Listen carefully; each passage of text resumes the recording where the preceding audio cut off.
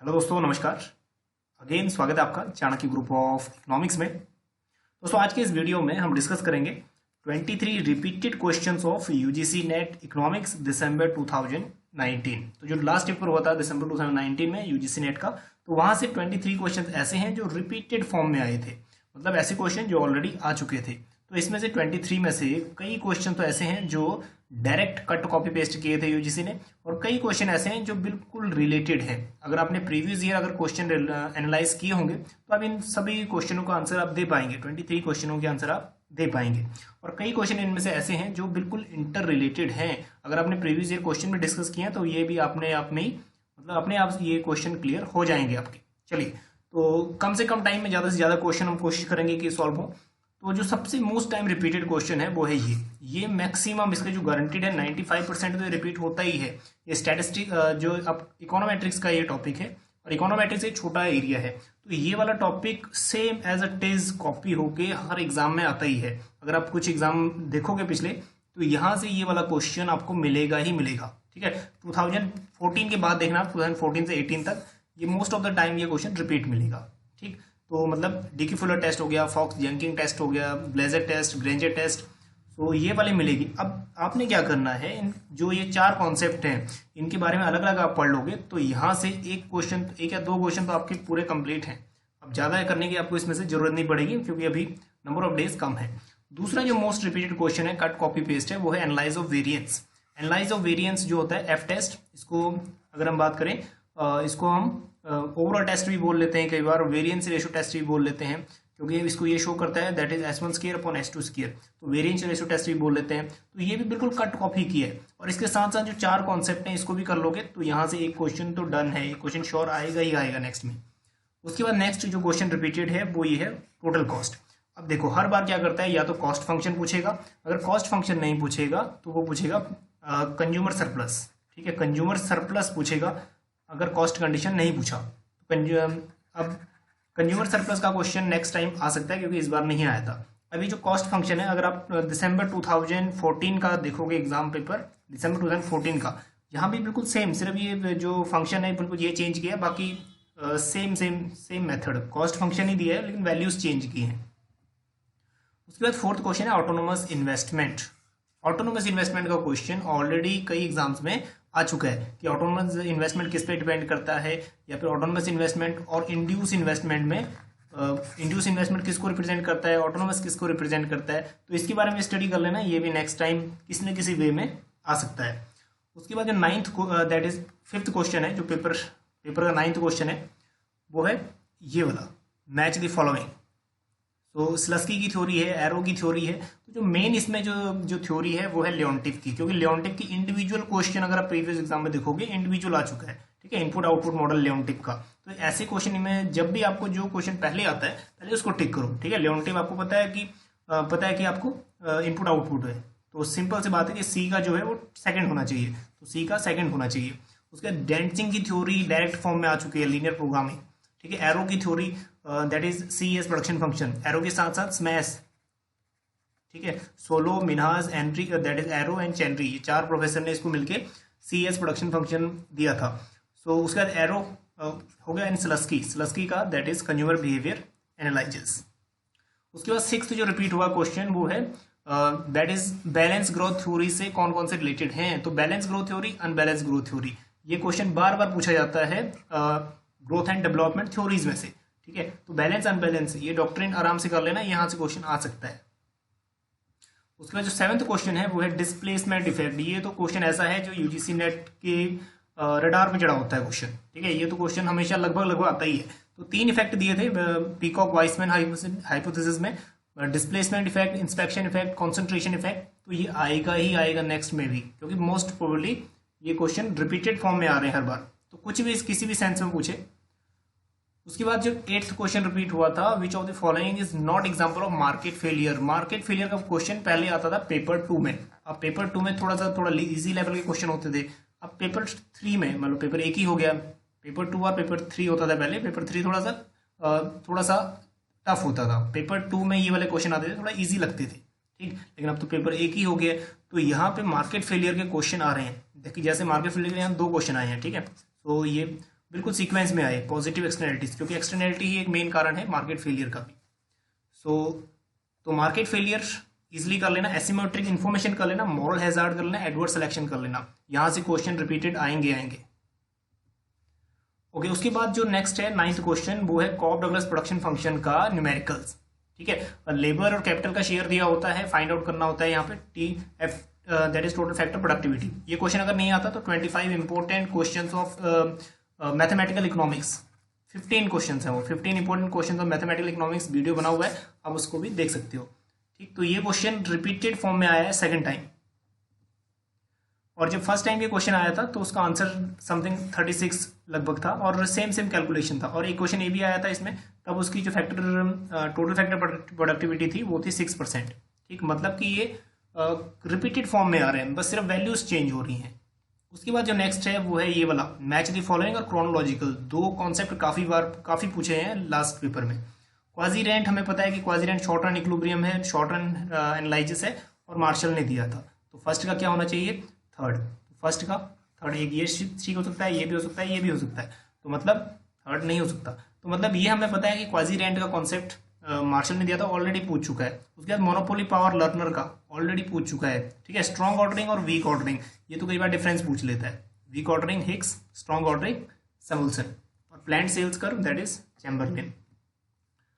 अब जो most important है ये वाला, ये भी है, मतलब एक अगर रडार पे चढ़ा होता है, ये वाला क्वेश्चन चढ़ा होता है, फिजिकल डेफिसिट कितने % है, उसके बाद बजट डेफिसिट, रिवेन्यू डेफिसिट कितने % है, या फिर प्राइमरी डेफिसिट कितने % है, ये।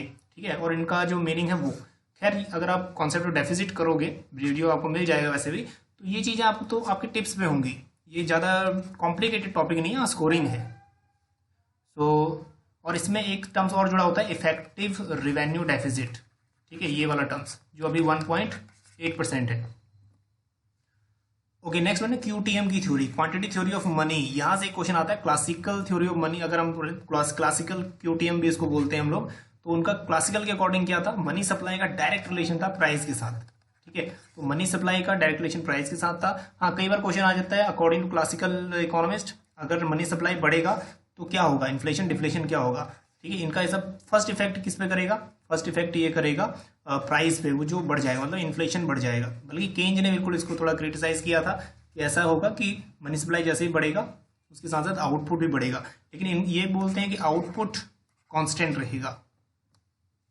ओके, 13 क्वेश्चन है, ये वाला क्वेश्चन थर्ड टाइम रिपीट हुआ है, बिल्कुल same to same, cut copy paste है। Not being used for unemployment estimation by NSSO। ठीक है, तुम करंटली मंथली स्टेटस इसमें ऐड नहीं होता, बाकी ये 3 मेजरमेंट हैं अनएम्प्लॉयमेंट को मेजर करने के। उसके बाद जो ये वाला चलिए फ्री में हम लोग कर लेते हैं, लेकिन ये जो थ्योरीज हैं ये इंपॉर्टेंट है, इसलिए मेंशन कर दिया।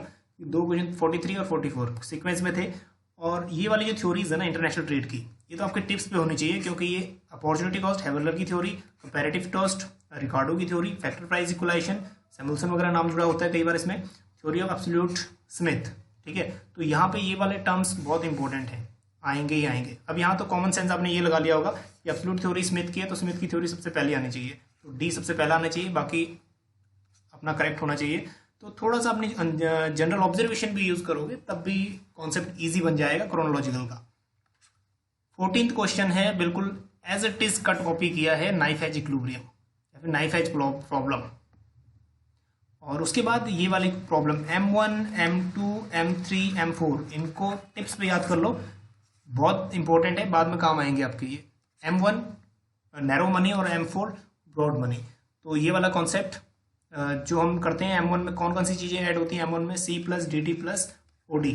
ठीक है, तो एक चीज़ ये टर्म्स कन्फ्यूजिंग थी, ग्रुप में भी डिस्कशन हो रहा था, ये और ये बिल्कुल सेम है। ठीक है, C plus DD plus OD same है, तो ये आंसर क्यों नहीं हुआ? देखो, जब मनी सप्लाई हम कैलकुलेट करते हैं तो मनी सप्लाई एक स्टॉक कॉन्सेप्ट है, मतलब at a particular point of time पे हम इसको मेजर करते हैं, तो इसलिए ओवर पीरियड ऑफ टाइम नहीं है, फ्लो कॉन्सेप्ट नहीं है, एक स्टॉक कॉन्सेप्ट है, इसलिए जो फर्स्ट है ये सही है। ओके, 16th जो क्वेश्चन रिपीट हुआ था वो है आपका कंजप्शन फंक्शन में से। कंजप्शन फंक्शन ऑलरेडी दिया हुआ है, find out the value of multiplier. अगर इस टाइप का क्वेश्चन आता है तो कंजप्शन फंक्शन में से फाइंड आउट करो पहले MPC कहाँ पे है। जब हम करते हैं तो MPC होता है ये, plus C equal to C bar plus BY। तो जो B होता है MPC होता है, अगर MPC 0.7 है तो मल्टीप्लायर क्या कहता है 1/1 माइनस MPC। तो सिंपली 1 माइनस 0.75 हो जाएगा और 0.25, ठीक है। तो इसमें 4 सिंपली, अगर मल्टीप्लायर की वैल्यू 4 है तो कौन सा फंक्शन यहाँ पे सुटेबल बैठेगा, वो पूछा हुआ था। तो सिंपली ये बाकी चीज़ें देखने की जरूरत नहीं होती, सिर्फ वैल्यू देखनी होती है एमपीसी की। अब कई बार यहाँ पे वैल्यू हो सकता है सी की जगह यहाँ पे एस कनेक्शन फंक्शन दिए, सेविंग फंक्शन दिया हो, तो उसके अकॉर्डिंगली आप देख लेना। कॉन्सेप्ट सब रिलेटेड ही है ये, तो थोड़ा सा चेंज हो सकता है लेकिन ज़्यादा चेंज होके नहीं आएगा। ओके, 17th क्वेश्चन है, under which of the following approaches flip curve analysis hold good. Flip curve analysis में जितने भी कॉन्सेप्ट हैं ये फ्लिप कर्व और लॉन्ग रन फ्लिप कर्व, ठीक है, फ्रीडमैन, ये बहुत इंपॉर्टेंट कॉन्सेप्ट है, यहाँ से इसको कर लेना। इसमें डिटेल्ड वीडियो आपको ऑलरेडी चैनल पे मिल जाएगा। ओके, 18th जो क्वेश्चन है रिपीट हुआ है ये वाला, ठीक है, टैक्सेशन कमिटीज। इसमें हमने लास्ट वीडियो में डिस्कस किया था। टैक्सेशन कमेटी का वीडियो 2012 से अगर आप देखोगे अब तक, तो ये 5 बार ये रिपीट हुआ होगा एज इट इज, ठीक है, तो इम्पोर्टेंट तो है। उसके बाद आरबीआई की मॉनेटरी पॉलिसीज, आरबीआई के इंस्ट्रूमेंट्स यूज होंगे कहीं ना कहीं, ठीक है। आपको सीआरआर, एसएलआर, ये चीज़ें और बैंक रेट और रेपो रेट, ये चीज़ें टिप पे होनी चाहिए क्योंकि बाद में काम आएंगी। एमएसएफ, मार्जिनल स्टैंडर्ड फैसिलिटीज वगैरह होनी चाहिए। तो यहाँ पे सिर्फ ये पूछा है कि असेंडिंग ऑर्डर्स में अकॉर्डिंग टू देयर वेटेज, ठीक है, मतलब रिवर्स रेपो रेट कम होता है रेपो रेट से। उसके बाद एमएसएफ जितना बैंक रेट होता है उतना ही एमएसएफ भी होता है, ठीक है। और एसएलआर तो अभी ज़्यादा ही है, 18.5 या 19 समथिंग चल रहा होगा। ओके, 20 क्वेश्चन है जो रिपीट हुआ है वो है ये, मैच द फॉलोइंग। अब जो ये वाला क्वेश्चन है ना, हैजिंग, ये इंडिविजुअल क्वेश्चन 5 to 6 टाइम पूछ चुका है। अगर आपने प्रीवियस एग्जाम देखे हैं तो हैजिंग तो आप ऑलरेडी अवेयर हो इसके बारे में, protection of foreign exchange risk. और उसके बाद आर्बिट्रेज क्या करते हैं, ये इक्वलाइज करते हैं करेंसी की वैल्यू को सेल एंड परचेज करके। फॉरवर्ड एक्सचेंज में पता है। और एक चीज़ ये होता है, एक क्वेश्चन ये आता है, हैजिंग अप्लाइड किस में होती है, फॉरवर्ड एक्सचेंज रेट में या स्पॉट एक्सचेंज रेट में। तो स्पॉट में तो आपने ऑन द स्पॉट आपने ट्रांजेक्शन कर दिया, हैजिंग होती है यूज फॉरवर्ड में, जब हम लॉक कर देते हैं कि हम इसी रेट पे फ्यूचर में परचेज करेंगे इसको, तो हैजिंग यूज होता है फॉरवर्ड एक्सचेंज रेट। तो ये वाला कॉन्सेप्ट जो है इसको बहुत इंपॉर्टेंट है और इसमें जितने भी रिलेटेड हैं इसको मिस मत करना। क्वेश्चन नंबर 21 जो रिपीट हुआ है वो है ये, बिल्कुल कट कॉपी पेस्ट किया है। अगर आप इसको चेक करोगे प्रीवियस ईयर में, ये एज इट इज क्वेश्चन मिल जाएगा, ठीक है। मतलब first phase of nationalise bank 1969, establishment of Narasimham committee on banking system शायद 1975 होगा। उसके बाद फैमा एक्ट, ठीक है, 1999। उसके बाद एक्जिम बैंक 1982। तो ये आपको ऑलरेडी मिल जाएगा। तो इसके बाद नरसिम्हम कमेटी का थोड़ा सा कर लेना, कितना है एक्चुअल डेट, ठीक। तो ये कॉन्सेप्ट आपको टिप्स होने चाहिए क्योंकि ये ऐसे कॉन्सेप्ट ऐसे हैं जो रिपीट होंगे ही होंगे। 22 क्वेश्चन जो है रिपीट हुआ है वो ये, बुक्स का क्रोनोलॉजिकल ऑर्डर। अब बुक्स में दास कैपिटल बहुत पुरानी बुक है, तो दास कैपिटल कार्ल मार्क्स की बुक। इंडिविजुअल क्वेश्चन पूछा गया है कई बार। Value and capital individual Hicks की बुक, मतलब 1913 दैट इज 1939 में बिल्कुल एक्चुअल, इसका जो एक्चुअल क्वेश्चन है डायरेक्ट क्वेश्चन पूछे गए हैं, capital and growth, accumulation of capital. तो अगर आप ये बुक्स का एक बार क्रोनोलॉजी देख लेना क्योंकि बुक्स काफ़ी थोड़ा इंपॉर्टेंट है। और लास्ट ईयर में तो क्रोनोलॉजी उसने काफ़ी पूछी है। तो यहाँ से दो ऐसे थे जो दो ऑलरेडी पूछ चुका था, इसलिए ये क्वेश्चन रिपीटेड में मेंशन कर दिया। ओके, लास्ट क्वेश्चन जो है वो है the elements in given below sum of the part of M4 and money of Indian supply Indian economy. M4 का कॉन्सेप्ट बोला है, देखो कई बार पूछ चुका है ये, which one is the most liquid या फिर लीस्ट लिक्विड, ठीक है, कौन सा मोस्ट लिक्विड है या फिर कौन सा लीस्ट लिक्विड है। और इनका सीक्वेंस ही पूछ चुका है, M1, M2, M3 और M4 का मोस्ट लिक्विड और मोस्ट। तो जो मोस्ट हम मानते हैं, मोस्ट लिक्विड मानते हैं M1 को ही मोस्ट लिक्विड मानते हैं क्योंकि M2 में जाएगा तो पोस्ट ऑफिस सेविंग आ जाएगा इसमें, फिर M3 में टाइम डिपॉजिट भी आ जाएगा, फिर M4 में ओवरऑल सभी आ जाएंगे। जैसे M3 में सिर्फ क्या होता है, C plus DD plus OD plus time deposit भी आ जाता है, ठीक है। लेकिन बैंक पोस्ट ऑफिस सेविंग नहीं रहता, लेकिन पोस्ट ऑफिस सेविंग M4 में all deposit with post office saving भी ऐड हो जाता है, मतलब M3 plus post office saving और ये ऐड हो जाता है। तो इसमें ये वाली दो टर्म्स बहुत बार पूछी जा चुकी हैं, कौन सा लिक्विडिटी है, कौन सा मोर लिक्विड है, लेस लिक्विड है ये।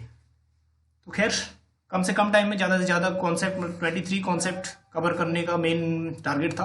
तो होप कि ये 23 आपके समझ आए होंगे क्वेश्चंस और इन क्वेश्चन तो अगर नहीं समझ आए तो रिपीट एक बार 2019 का जो पेपर है उसको देख लेना, आपको लिंक दे दूंगा डिस्क्रिप्शन में, वहां से भी आप डाउनलोड कर सकते हो।